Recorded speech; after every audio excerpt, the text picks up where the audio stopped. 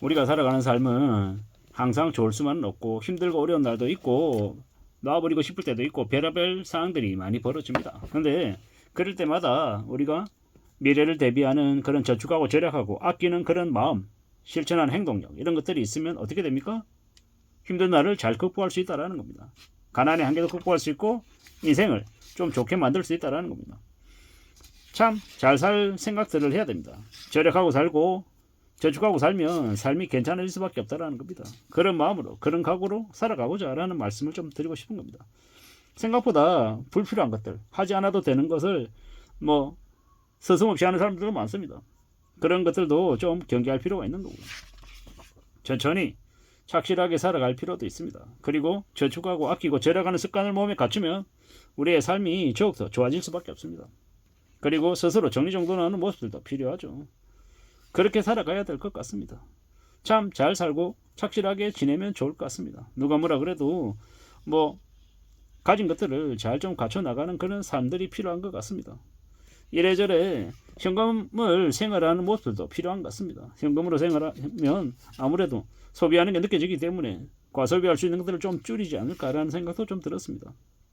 이래저래 잘 좀 생각하며 살아가야 될 것 같습니다. 짠돌이 정신으로 열심히 모으고 저축하고 알뜰하게 지출하며 살면 이 경제적인 뭐 자유까지는 아니어도 불편한 삶은 좀 피할 수 있을 것 같습니다. 우리는 어떤 식으로든 착실하게 살아야 됩니다. 착실하게. 경제가 좋아져야 되는 거고 가정 경제가 제일 좋아져야 되는 거죠. 너무 모든 것들을 다 줄이는 거는 좀 안 좋을 수 있습니다. 약간의 틈은 분명히 필요하죠. 하지만 이제 그럼에도 불구하고 해봐야죠. 지금 이제 저 같은 경우는 이제 40대 후반이다 보니까는 소득의 최정점 시기라고도 얘기 많이 합니다. 근데 이제 자녀들이 성장하는 시기이기 때문에 자녀 양육비나 교육비로 고정 지출도 많이 나갈 시기죠. 그래서 어떻게든 빚지지 않기 위해서 좀 애쓸 필요도 있는 겁니다. 자녀 학자금 대출이나 주택 대출금이 빚으로 남아서 노년에도 허덕이는 사람들이 되게 많다고 합니다. 그래서 어떻게든 좀 항상 꾸준하게 이제 소득이 들어올 수 있는 그런 구조들도 좀 만들어 놔야 되고 건강 관리도 해야 되고요. 금방 60대 70대가 되기 때문에 이제 각종 병원비나 이런 것들을 감안해 가지고 좀 잘 생각해야 될 것 같습니다. 참 많은 것들을 생각하고 궁리하면서 지내야 될 것 같습니다. 돈 안 드는 도서관도 좀 잘 활용할 필요가 있는 것 같고요. 그리고 각종 여러 가지 이제 관련한 이제 문화생활 할 수 있는 그런 것들도 좀 따져볼 필요도 있는 것 같습니다. 참 이제 착실하게 성실하게 살아가는 게 제일 필요한 것 같습니다. 그렇게 살아야 그래야 안전하게 삶을 좀 지켜낼 수 있지 않을까라는 겁니다.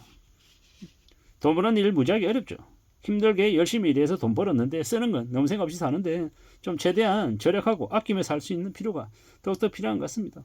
그렇게 살아야 삶이 좀 지켜질 것 같다라는 겁니다. 우리가 살아가는 삶이 참 쉽지 않죠. 좀 어렵습니다. 하지만 그렇기 때문에 더욱더 철이 들어야 되는 거죠. 다시 시작한다라고 생각하는 마음으로 좀 각오하며 지내는 게 필요할 것 같습니다. 그래야 되지 않겠습니까? 돈에 끌려다니는 삶을 살기보다는 주도적으로 삶을 살기 위해서 저축을 좀 추구하며 살아야 될 것 같습니다. 많은 생각들이 듭니다. 이런 생각 저런 생각 여러 가지 생각들이 드는데 어떻게 살아야 되겠습니까? 착실하게 살아야죠. 착실하게 사는 게 제일 필요하다는 겁니다. 그렇게 사는 모습들이 더욱더 필요하다는 겁니다. 누가 뭐라 그래도 안전하게 착실하게 사는 모습들이 더욱더 필요합니다. 그래야 되지 않겠냐라는 겁니다. 홍콩에 리자청이라고 하는 부자가 있죠. 그는 중국 최대 기업 청쿵그룹을 창립한 기업가입니다. 세계 54개국의 500여 개의 기업체를 운영하고 있고 관리하는 직원만 22만 명. 전체 홍콩 전체 주식의 26%를 차지하는 거대 기업의 이제 회장이죠. 한데 그는요 10년도 더 된 양복을 입고 3만원짜리 손목시계를 차고 다니고 매주 있는 자녀와 손자들과의 식사 자리도 국 한 그릇과 반찬 4가지만 넣는 소박함을 즐긴답니다.